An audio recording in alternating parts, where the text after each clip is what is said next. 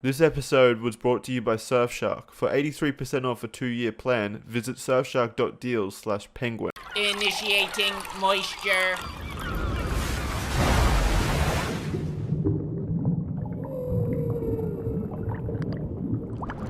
Welcome to the Moist Meter. Today we're looking at Hyperscape. This is one of only two Scape games that I'm familiar with, the first one being RuneScape, one of my all-time favorite games ever made. So Hyperscape had big shoes to fill just on its name alone. And while this game has no similarities to RuneScape at all, it has about as much in common with RuneScape as it does with NBA 2K, I'm happy to say that it is a fun game. I've enjoyed my time with Hyperscape, and I really didn't expect to because it's a Battle Royale game, but it feels a lot more like an arena shooter than a Battle Royale game. I get a very nostalgic sense when playing Hyperscape, where it's just predominantly focused on being fast, being fun, and keeping nuts to butts action throughout the entirety of the game. And it has a lot of interesting mechanics here that are new to the Battle Royale genre, at least to me. I haven't seen them, and they help keep the pacing of the game fast, so there's not a whole lot of campiness in the game that I've noticed so far. For example, the revive system. I think the revive system is fucking great. In most Battle Royales, you'll go down in a squad situation where you just get your ass blasted wide open, they down you, and then they can game into you,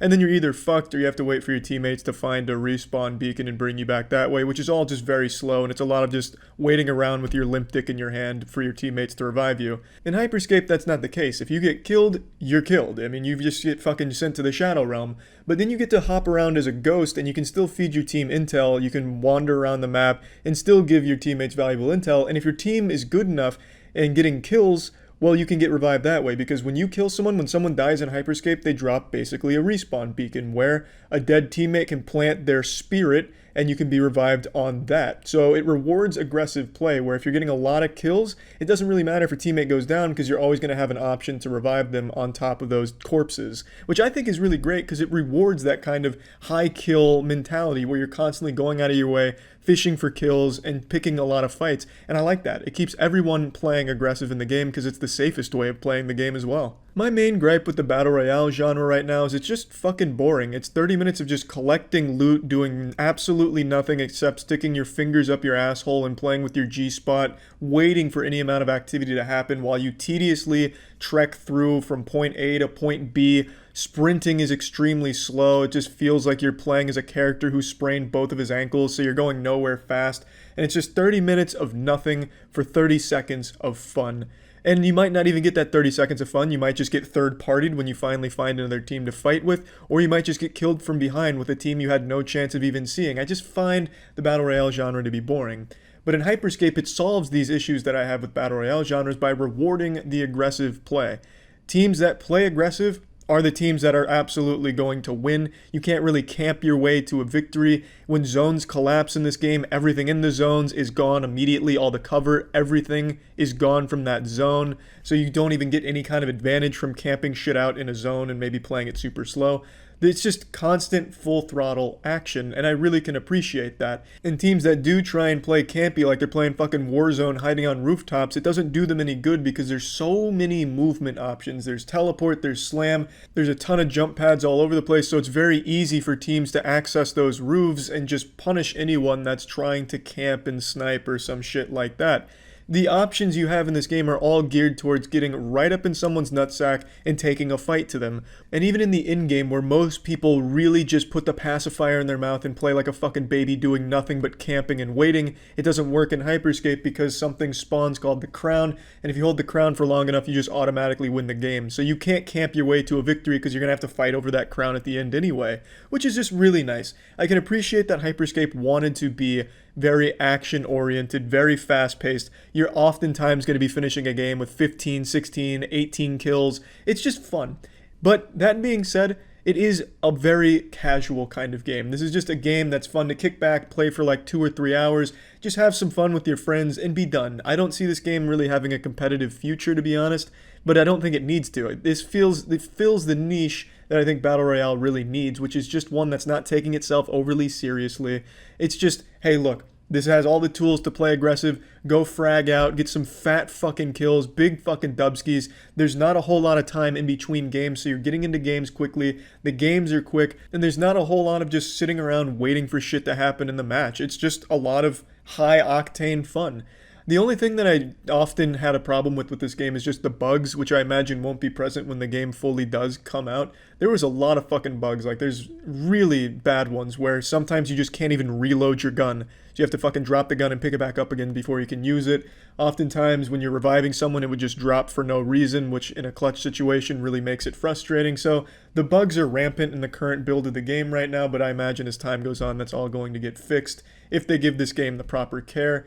And I think it's just a very casual, fun shooter. I don't think there's going to be anyone getting overly sweaty about Hyperscape. I think it's always just going to be something to hop on if you're looking for a good time and a fast-paced shooter, which is really refreshing for a fast-paced shooter. Another thing I also didn't really like about the game, I don't really think that integrated stream feature where your stream votes on what happens in the game. To give you a little background on that, if you're streaming Hyperscape, your viewers can vote on the event that happens in the game.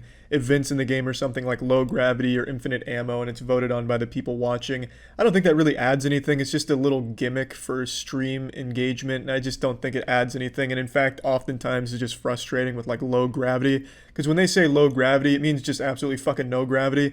If you hop on a jump pad during no gravity, you're going straight to the goddamn moon, and you're not coming down till the event's over, because that shit sends you so fucking far, and then it's just this slow fall back to earth like a feather being dropped out of a plane. It is just a miserable little event that comes on, and I'm pretty sure viewers just voted in there as kind of like a meme, because there's no way the Hyperscape devs think the low gravity thing really adds anything. It doesn't.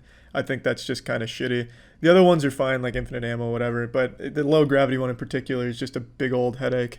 But overall, again, I find Hyperscape to be a very fun, casual game. Plugging this into the moist meter, I'm giving Hyperscape a nice 80%.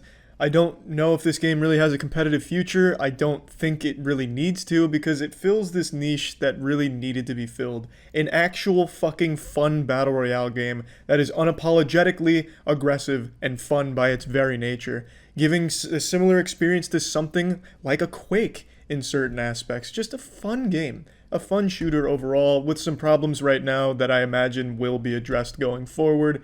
But anyway, I think Hyperscape is fun for anyone that likes a fast-paced shooter. I've talked about how important VPNs are in the modern day multiple times, but it's always good to remind you just how important they really are. So I'm going to talk about Surfshark VPN again. I'm seeing a lot more often on Twitter people saying they don't care about their own privacy online, and I just don't get why. What's the point?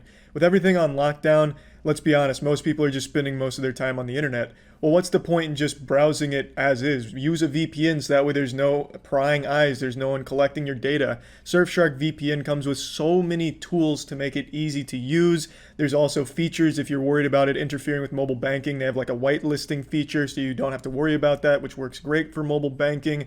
Unlimited devices can be set up through Surfshark to get them all protected. It hides your IP, protects your privacy. There's never any like leaks where all of your information is being fed somewhere when using Surfshark. It is just an extremely good VPN, and I just can't recommend it enough, because it is extremely important to be protected online, especially now when most people are using the internet now more than ever. So if you're interested in trying Surfshark VPN, you can get 85% off a 2-year plan with 3 months for free by going to the link in the description or surfshark.deal/penguin, code penguin. And it just, again, it is important. I think you need to take your privacy online extremely seriously. So that's Surfshark VPN. You can click the link in the description if you're interested. 85% off a 2-year plan with 3 months free. See ya.